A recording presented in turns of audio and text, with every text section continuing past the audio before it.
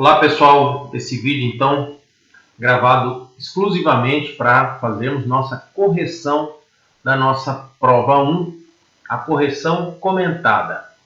Então vamos lá, nosso sistema aqui vai ser o seguinte, eu vou mostrar a questão na tela para vocês, vou mostrar aonde estava a resposta no nosso slide e comentar essa resposta e apresentar qual que era a resposta correta.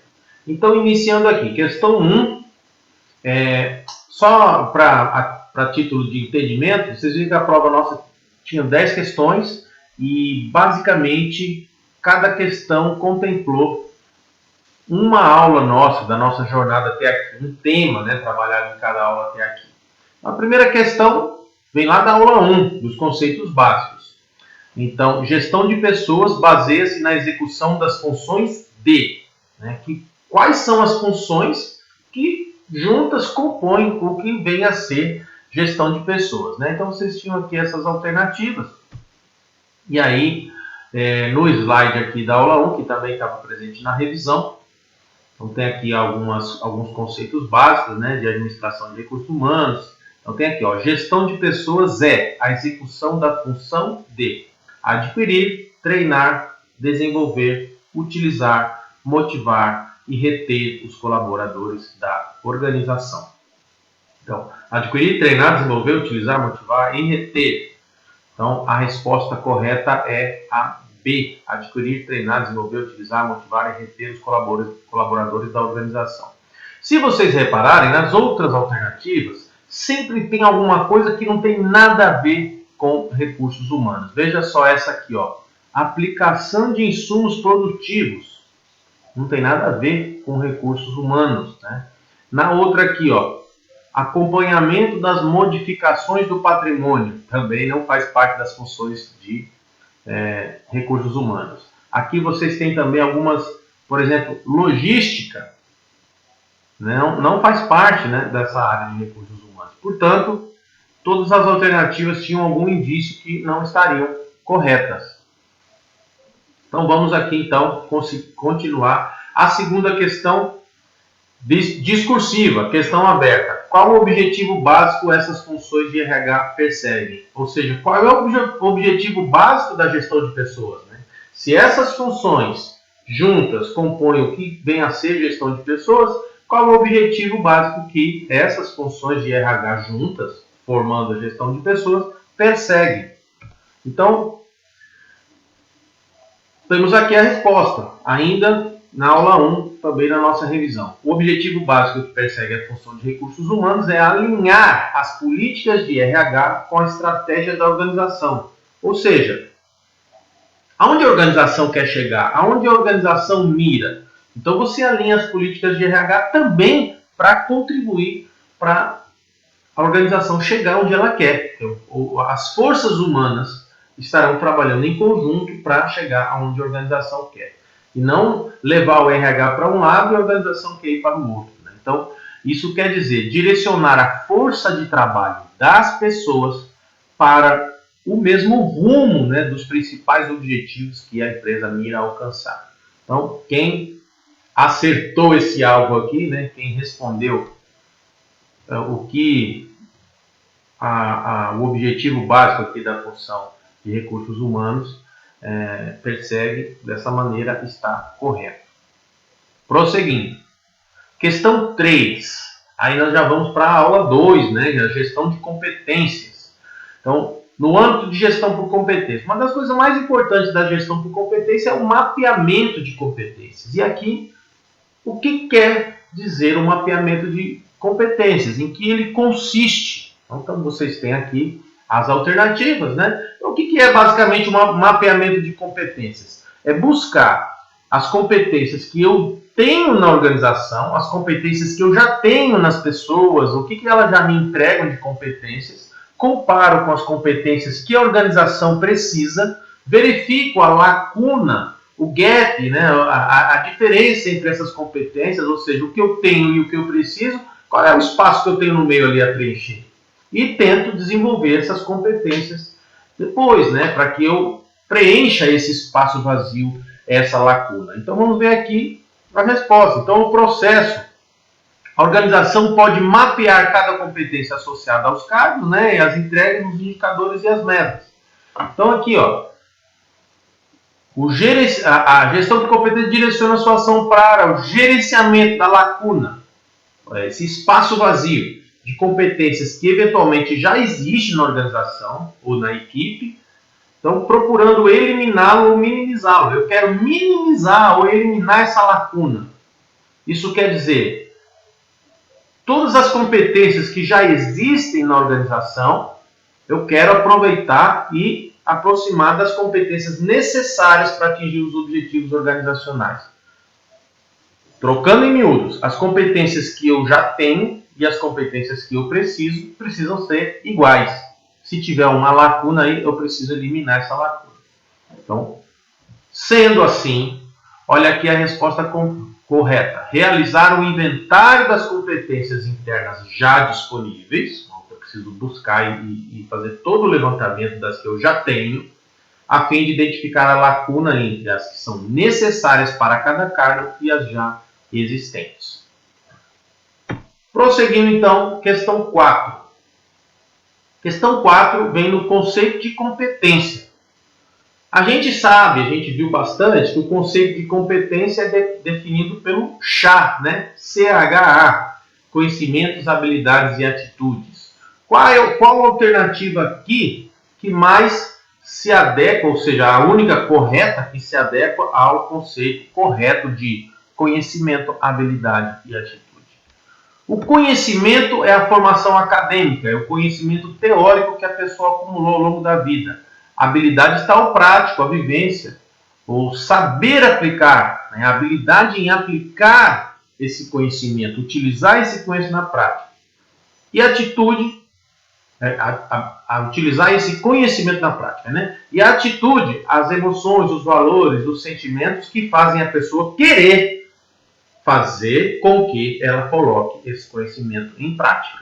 Então, detalhamento aqui, o conhecimento é o saber, as informações, os conceitos que o indivíduo armazenou, a habilidade é o saber fazer, né, utilizar esses conhecimentos na prática, e a atitude é o querer fazer. Então, como ela lida com seus sentimentos, suas motivações, o seu comportamento de querer fazer. Então, aqui é onde a organização precisa conquistar o colaborador para ele querer entregar essas habilidades e conhecimentos que ele tem. Ou seja, então vamos aqui para a nossa questão. Na alternativa A, ele diz da forma correta. A pessoa capaz de mobilizar os seus conhecimentos, que são os saberes, a habilidade é o saber fazer e as atitudes é o querer fazer no seu cotidiano. Todas as outras alternativas estão com esses conceitos trocados, portanto não corretas. A A é a única que está correta. Mais uma questão aberta, questão 5, capital humano e capital intelectual, para você definir e dizer se é considerado um recurso tangível ou intangível, justificando sua resposta. Então temos aqui recursos tangíveis e intangíveis. Os tangíveis são os bens materiais que podem ser tocados, bens concretos, dinheiro, máquinas móveis, aquilo que eu posso pegar. Os intangíveis, aquele que existam, embora existam e tenham um grande valor, eles são imateriais, eu não posso ver, não posso tocar. Então, exemplo desse tipo de bens intangíveis, né? Marcas, estratégias, etc, etc, e recursos humanos.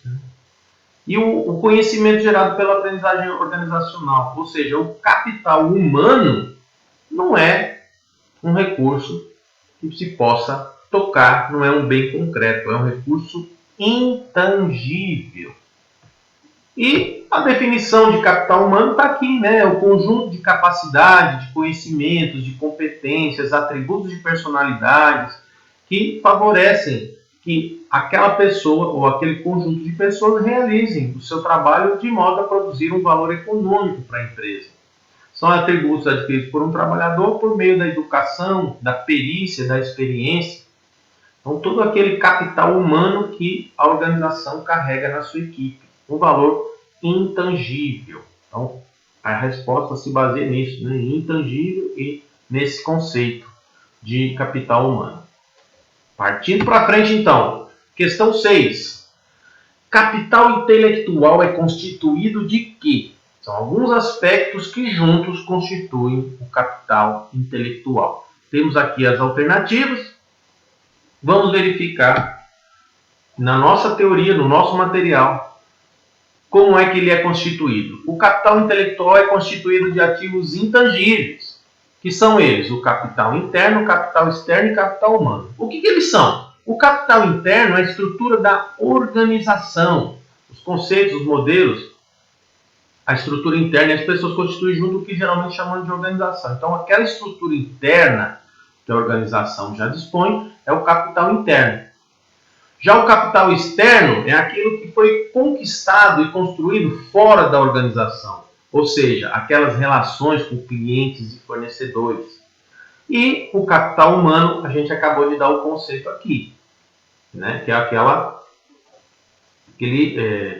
conjunto de conhecimento, experiência e perícia que a equipe traz e entrega para a organização.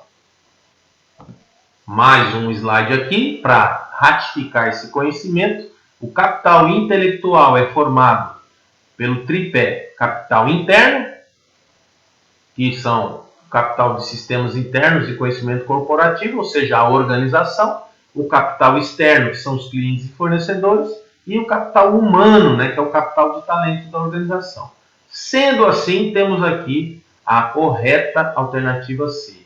Clientes mais fornecedores é o capital externo, a organização é o capital interno, sistemas internos de conhecimento corporativo e pessoas que são o capital humano. Todas as outras estão com tudo isso trocado e embaralhado. Prosseguindo então, questão 7. Mais uma questão aberta, uma questão discursiva. Trabalho em grupo e trabalho em equipe são sinônimos? São a mesma coisa? Por quê? Vamos verificar a resposta correta. O que é trabalhar em equipe? Criar um esforço coletivo para resolver o problema. Então, esforço coletivo. Pessoas que se dedicam a realizar uma tarefa visando concluir determinado trabalho, cada um desempenhando uma função específica, porém, todos unidos por um só objetivo, alcançar o tão almejado sucesso. Muitas pessoas atuam em diversas organizações e estão trabalhando em grupo e não em equipe. Opa, então aqui a gente já viu que é diferente. Trabalhar em grupo não é a mesma coisa que trabalhar em equipe, portanto não são sinônimos, como se estivessem em uma linha de produção, onde o trabalho é individual. O trabalho em grupo é individual e cada um se preocupa em realizar apenas a sua tarefa e pronto. Isso é o trabalho em grupo. Então, o trabalho em grupo aqui, ó, cada um na sua, com fone, sem relação nenhuma, fazendo sua função específica. Já o trabalho em equipe, todos estão unidos, colaborando uns com os outros em torno de um mesmo objetivo. No trabalho em equipe, cada membro sabe o que os outros estão fazendo e reconhece sua importância para o sucesso da tarefa. Os objetivos são comuns, as metas são coletivas e são desenvolvidas para ir além daquilo que foi predeterminado. Então, eles trabalham juntos, com sinergia, para superar a meta. A resposta é por aí. Não são sinônimos por causa disso. Outra questão aqui, 8. Qual a finalidade do planejamento estratégico na gestão de pessoas? Por que se faz o planejamento estratégico? Né? Para quê? Qual a finalidade? Né? Por que se faz planejamento estratégico e gestão de pessoas? Então a gente vê aqui, ó, temos aqui na aula 5, que também estava presente na nossa revisão, a finalidade do planejamento estratégico é identificar como a área de gestão de pessoas pode contribuir para alcançar os objetivos e estratégias da organização e, simultaneamente, favorecer e incentivar o alcance dos objetivos individuais dos funcionários. Cada pessoa tem o seu objetivo de vida, o seu objetivo particular, seu objetivo pessoal. Quando eu faço um planejamento estratégico da gestão de pessoas, eu identifico, eu procuro saber como é que a minha área de gestão de pessoas pode contribuir para alcançar os objetivos e estratégias que a organização traçou e também favorecer que os objetivos pessoais de cada um da minha equipe também sejam conquistados, porque isso vai fazê-los motivar. Ora, se eu contribuo para a minha organização alcançar o objetivo, e esse fato dela alcançar o objetivo dela me ajuda a alcançar também o meu objetivo de vida, ou seja, vou ter alguma recompensa que vai favorecer o alcance do meu objetivo pessoal, eu vou me motivar mais a me dedicar à organização, contribuindo para ela alcançar esses objetivos. Então, vamos encontrar aqui a alternativa correta. Olha aqui a alternativa C. Identificar como a área de gestão de pessoas pode contribuir para o alcance dos objetivos e estratégias da organização e, simultaneamente, favorecer e incentivar o alcance dos objetivos individuais dos funcionários. Exatamente o mesmo texto que está no nosso material. Vamos lá? Prosseguindo, então. Questão 9. Questão 9 traz um tema que nós trabalhamos muito, que foi o recrutamento e seleção. Nós trabalhamos uma aula para cada, nós trabalhamos nossas principais atividades na A1 foram sobre esse tema, e eles estão aqui resumidos numa questão só. É para você dizer quais dessas alternativas está correta, qual está errada. Enfim. Já adianto para vocês aqui, para não nos alongarmos, que das alternativas 1, 2, 3 e 4, todas estão dizendo verdade. Vamos tanto sobre recrutamento quanto sobre seleção, sobre entrevista. Vamos dar uma olhadinha na 5. Quando o candidato tem o máximo de liberdade para encaminhar a discussão, enquanto o entrevistador evita cuidadosamente influir em seus comentários, é denominada entrevista estruturada. Vamos ver o que significa isso. Imagina uma entrevista onde o candidato fica livre para ele mesmo encaminhar a discussão. Ele vai expondo suas ideias, ele vai dizendo as informações sobre ele de forma bem livre. Tá? Então, o entrevistador fica numa postura mais de ouvinte, evitando de influenciar esses comentários, deixando a pessoa bem à vontade. E ele está dizendo aqui que esse tipo de entrevista é entrevista estruturada. Vamos verificar no nosso conteúdo se isso aqui é verdade. Então vamos lá. Entrevistas. Entrevista estruturada é um processo conduzido de acordo com uma ordem pré-determinada, cuidadosamente planejado para extrair o máximo de informações do candidato, com o mínimo de perguntas do entrevistador. Ou seja, apesar de dizer aqui que o mínimo de perguntas, ela é estruturada, é conduzida, é um processo cuidadosamente planejado e conduzido. Não é uma questão de deixar a pessoa ficar à vontade. Então aqui a entrevista não estruturada é uma entrevista não dirigida, informal, que dá maior abertura ao candidato. O entrevistador faz apenas um esboço dos tópicos e demonstra interesse e empatia pelo candidato e iniciará a entrevista com perguntas gerais. Conte como foi seu último trabalho. E aí a pessoa vai ficar à vontade para explanar e etc. Né? Então a entrevista estruturada é aquela conduzida, dirigida. E a não estruturada não é assim. Portanto, quando a gente volta aqui nesse item 5, quando o candidato tem o máximo de liberdade, é a entrevista não estruturada. Portanto, essa afirmativa aqui está errada.